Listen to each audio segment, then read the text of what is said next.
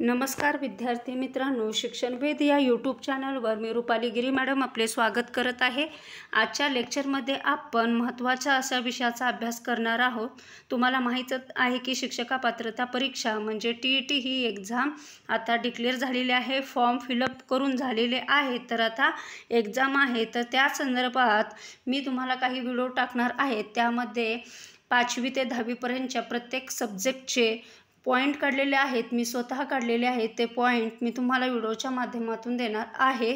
तर हे खूप महत्त्वाचे पॉइंट आहेत, कारण सगळा अभ्यास किंवा सगळा सिलेबस हा 5वी ते 10वी मध्येच येतो। त्यामुळं भूगोल, इतिहास या सर्व विषयाचे, त्याचप्रमाणे विज्ञान, सर्व विषयांच्या पॉइंटच्या स्वरूपात माहिती मी तुम्हाला लेक्चरच्या स्वरूपात देणार आहेत। दररोज आपले एक लेक्चर आपल्या या यूट्यूब चॅनलला, शिक्षणवेध या यूट्यूब चॅनलला येणार आहेत।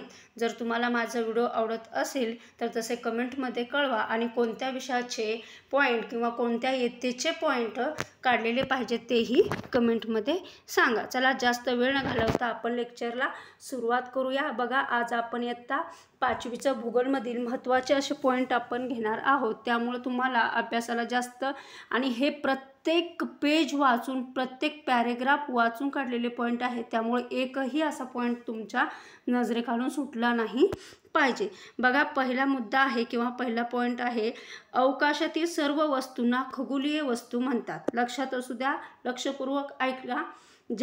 दुसरा पॉइंट आहे, ज्या चांदण्या लुकलुकतात त्यांना तारे म्हणतात आणि तारे स्वयंप्रकाशित असतात, त्यांचा स्वतःचा असा त्यांना प्रकाश असतो। तिसरा पॉइंट आहे, सूर्य हा एक तारा आहे, इतर ताऱ्याच्या मानाने जवळ, त्याच्या प्रखर प्रकाशामुळे दिवसा चांदणे दिसत नाही। बघा, सूर्याचा प्रकाश एवढा प्रखर असतो, त्यामुळे चांदणे आपल्याला दिवसा दिसत नाही। ज्या चांदण्या लुकलुकत नाही त्यांना ग्रह म्हणतात आणि ग्रहांना स्वतःचा असा प्रकाश नसतो। मुद्दा लक्षात असू द्या, हमखास पेपरमध्ये विचारला जातो। ग्रह स्वतःभोवती फिरता फिरता ताऱ्याभोवती फिरतात। सूर्यमाला आपली पृथ्वी हा एक ग्रह आहे आणि सूर्यापासून तिला प्रकाश मिळतो। ती सूर्याभोवती फिरते, त्याला पृथ्वीचे काय म्हणतात? परिभ्रमण असे म्हणतात। लक्षात असू द्या। मुद्दा क्रमांक 6। त्यानंतर मुद्दा क्रमांक किंवा पॉइंट आहे 7 नंबरचा, तो पाहूया। पृथ्वीशिवाय सूर्याभोवती परिभ्रमण करणारे आणखी 7 ग्रह आहेत। कुठले कुठले? बुध, शुक्र, मंगळ, गुरु, शनी, युरेनस आणि नेपच्यून। त्यानंतर 8वा नंबरचा पॉइंट आहे, काही खगोलीय वस्तू ग्रहाभोवती परिभ्रमण करतात, त्यांना उपग्रह म्हणतात। उपग्रहांनाही सूर्यापासून प्रकाश मिळतो। लक्षात असू द्या, पहिल्याच धड्याचे प्रश्न उत्तर किंवा पहिल्या धड्याचे हे पॉइंट काढलेले आहेत। दररोज एका धड्याचे आपण कंप्लीट करणार आहोत। त्यानंतर 9वा पॉइंट आहे, चंद्र हा उपग्रह आहे, कारण तो स्वतःभोवती फिरता फिरता पृथ्वीभोवती फिरतो। त्यानंतर 10 नंबरचा पॉइंट आहे, बटुग्रहाविषयी। नेपच्यून ग्रहाच्या पलीकडे असणाऱ्या ग्रहाला काही लहान आकाराच्या खगोलीय वस्तू आहेत, त्यांना बटुग्रह म्हणतात। प्लुटो हा काय आहे? बटुग्रह आहे। बटुग्रह सूर्याभोवती स्वतंत्रपणे परिभ्रमण करतो। मुद्दे लक्षात ठेवायचे आहे। त्यानंतर लघुग्रह याविषयी माहिती आहे।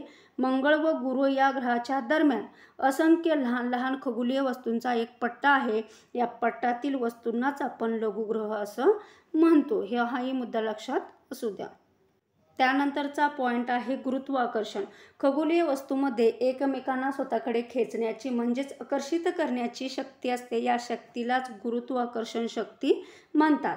ग्रहाची सूर्यापासून दूर जाण्याची प्रवृत्ती यांच्या एकत्रित परिणामामुळे ग्रह सूर्याभोवती ठराविक कक्षेत परिभ्रमण करतात।